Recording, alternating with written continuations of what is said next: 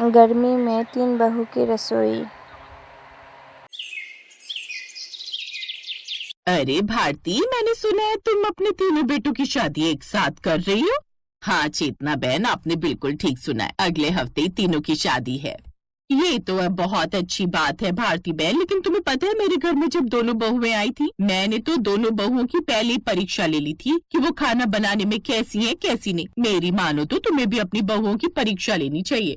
तुम बिल्कुल ठीक कह रही हो, मैं भी टेस्ट लेकर देख लेती हूँ कौन सी बहू खाना बनाने में ठीक है। चलो अब मैं चलती हूँ।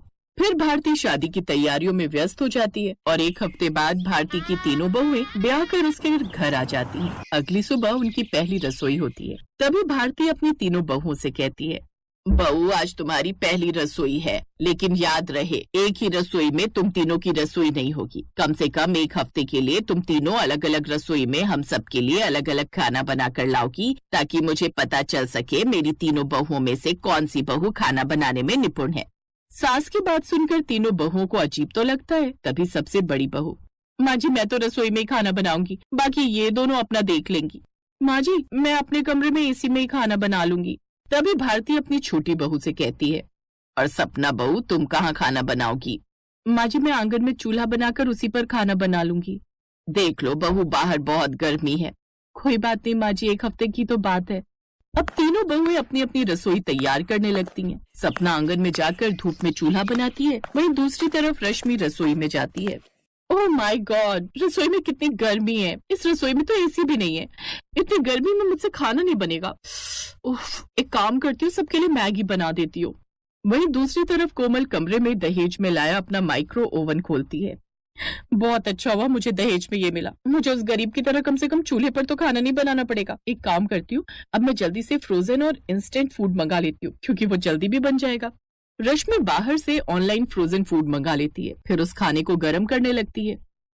वहीं सपना आंगन में धूप में बैठकर पसीने से लथपथ होकर चूल्हे पर बहुत सारे पकवान, शाही पनीर, चावल, छोले, पूरी, आलू की कचौरी बना रही होती है। बाप रे कितनी गर्मी है, एक तो ये गर्मी और ऊपर से ये चूल्हा। तभी उसकी सास उसे देखकर कहती है, बहू इतनी गर्मी में तू चूल्हे पर कैसे खाना बना रही है? तेरे हाथ नहीं जल रहे क्या? जल तो रहे हैं माँ जी, पर अब क्या कर सकते हैं।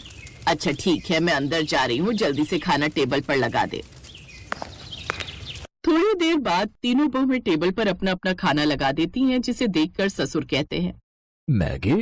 हाँ मैंने बनाई है। वैसे भी पिताजी पहली रसोई में खीर पूरी और सब्जी ये तो पुराना हो गया, इसलिए मैं कुछ नए में मैगी बना कर लाई हूँ।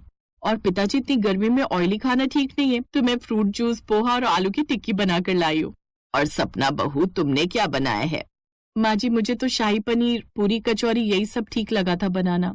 फिर सब लोग खाना खाने लगते हैं। तभी ननद काजल कहती है, गर्मी के हिसाब से खाना तो रश्मि भाभी का बहुत अच्छा है, लेकिन मैगी भी बहुत अच्छी बनी है, पर पेट जो भरा है वो सपना भाभी के बने हुए खाने से ही भरा है। ये तो बात तुमने बिल्कुल ठीक कही, खाना तो सच में छोटी बहू ने बहुत अच्छा बनाया है। खाना तो तीनों बहुओं का ही अच्छा था, लेकिन रिजल्ट मैं 7वें दिन ही बताऊंगी। फिलहाल मैं तुम्हें पैसे दे दूंगी, रात की रसोई के लिए तुम तीनों बाजार से सामान ले आना। थोड़ी देर बाद तीनों बहुएं खाना खाकर आराम करके बाजार में सामान खरीदने के लिए चली जाती हैं, जहां सपना सब्जियां ज्यादा मात्रा में खरीदती है और बाकी दोनों बहुएं चाइनीज, पास्ता, मैगी और फूड पैकेट ज्यादा खरीदती हैं। क्यों ना आज शाम को मैं सबके लिए रोल, मोमोज बना दूं, लेकिन उसके लिए ये स्टीमर खरीद लाती हूँ। वहीं दूसरी तरफ कोमल रेस्टोरेंट वाले का नंबर लेकर शाम का खाना ऑर्डर कर देती है और थोड़ी देर बाद वो तीनों बहुएं बाजार से घर आ जाती हैं। फिर तीनों बहुएं रात के खाने की तैयारियों में लग जाती हैं, जहां आंगन में लाइट लगाकर सपना को चूल्हे पर खाना बनाना पड़ता है। आलू गोभी की सब्जी, छोले चावल और खीरे का रायता और पनीर के पराठे बिल्कुल ठीक होंगे रात के खाने के लिए, लेकिन इस गर्मी ने तो मेरी हालत ही खराब कर दी है। तभी पीछे से कोमल आती है और सपना का मजाक उड़ाती हुई कहती है, ओ बेचारी, गर्मी में देखो तो कैसे पसीने से भीगी पड़ी है। तुम चाहे लाख कोशिश कर लो, माँ जी की सबसे अच्छी बहू तो मैं ही बनूंगी। मुझे अच्छी बहू बनने का शौक नहीं है, बस मैं अपने परिवार को घर का बना हुआ शुद्ध खाना खिलाना चाहती हूँ। Whatever। ऐसे बोलकर कोमल अंदर चली जाती है और सबसे छुपकर बाहर से खाना मंगाकर रात को टेबल पर लगा देती है और इधर रश्मि सबके लिए रोल, मोमोज बना कर लाती है। तभी सपना भी अपना बनाया हुआ सारा खाना टेबल पर लगा देती है। सब लोग तीन बहुओं के हाथों का खाना खाकर तारीफ कर देते हैं आज तक मोमोज मैंने खाए नहीं है, लेकिन बहू ने रोल मोमोज अच्छे बना रखे हैं। कोमल बहू ने भी इडली और सांबर बढ़िया बना रखे थे, लेकिन चूल्हे वाले खाने की बात तो छोटी बहू के हाथों में ही थी। आपने बिल्कुल ठीक कहा, तुम तीनों की रसोई मुझे इस बार भी अच्छी लगी। शुक्रिया माँ जी। तभी रश्मि सपना के कान में हंसकर कहती है, देखा तुमने खाना बनाने में कितना समय लगाया और मैंने बस रोल मोमोज बनाकर सबको खिला दिया, जिससे घर वाले भी खुश हो गए और तुम्हारी तरह मुझे गर्मी में भी मरना नहीं पड़ा। ये बोलकर रश्मि अपने एसी वाले कमरे में चली ली जाती है। ऐसे ही दोनों उसका मजाक उड़ाती थी, लेकिन 7वें दिन ही भारती की बहन सावित्री अपने परिवार को लेकर उसके घर आ जाती है और शाम को जहां कोमल माइक्रो ओवन में पालक पनीर, आलू दम, चावल गरम करके खाना सबकी थाली में परोसती है, तभी चावलों में मरी हुई मक्खी और बाल निकल आता है, जिसे देखकर भारती की बहन का पति प्रमोद कहता है, हाय हाय हाय, चावल में मरी हुई मक्खी, बाल, छी! अब हमें ऐसा खाना खिलाओगे?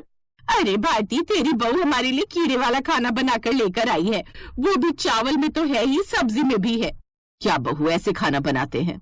अरे अरे नहीं माँ जी, ये खाना मैंने नहीं बनाया, ये खाना तो पैकेट वाला फूड है, मैं अभी उस कंपनी को फोन करती हूँ। ये सुनकर सब हैरान हो जाते हैं और भारती गुस्से में कहती है, क्या पैकेट वाला फूड? इसका मतलब तुम हम सबको पैकेट वाला खाना खिला रही थी? हे भगवान। तभी रश्मि कहती है, कोई बात नहीं माँ जी, आप सब बर्गर और चिली पनीर खा लीजिए, ये सब मैंने बनाया है। इतनी गर्मी में भारती तेरी बहू हमें ऐसे खाना दे रही है, कोई कीड़े वाला तो कोई मसालों वाला, ये सब हमें नहीं खाना। तभी सपना बाहर से खाना बनाकर लाती है और सबसे कहती है, अरे आप लोग बुरा मत मानिए, मैंने आप सबके लिए गर्मा गर्म चूल्हे पर दाल, चावल, राजमा, मूली के पराठे बनाए हैं, प्लीज आप इनको खाकर जाइए। और सब लोग सपना के बने हाथों का खाना बड़े ही चाव से खाने लगते हैं। ऐसे कहते हैं खाना? मुझे तो देखने में ही लग रहा था खाना बहुत ही स्वादिष्ट बना है। फिर सब लोग खाना खाकर सपना के हाथ में शगुन देते हैं और सावित्री अपने परिवार के साथ चली जाती है। तभी भारती अपनी बहू पर भड़कती है, मैं कभी सपने में भी नहीं सोच सकती थी कि तुम दोनों मेरी ही बहन के आगे मेरी ऐसे नाक कटवाओगी। कितने दिन से तुम हमें यही खाना बनाकर खिला रही थी, लेकिन अब बहुत हुआ। सपना बहू ही है जो इतनी गर्मी में भी परेशान होकर चूल्हे पर कभी हाथ जलाकर तो कभी आंच में तपकर हमें खाना बनाकर खिला रही थी। इसलिए रसोई को संभालने वाली मेरी निपुण बहू तो सपना बहू ही है। सास की डांट सुनकर दोनों बहुओं को अपनी गलती का पछतावा होता है। फिर वो भारती से माफी मांगती हैं। माँ जी, हमें माफ कर दीजिए, आज के बाद हम ऐसी कामचोरी कभी भी नहीं करेंगे, जैसा आप कहेंगी वैसा ही करेंगे। ठीक है, लेकिन तुम्हें सपना बहू से खाना बनाना सीखना पड़ेगा। इस तरह दोनों कामचोर बहुएं सपना से एक ही रसोई में खाना बनाना सीखती हैं। अब पूरा परिवार साथ मिलकर खुशी खुशी रहने लगता है।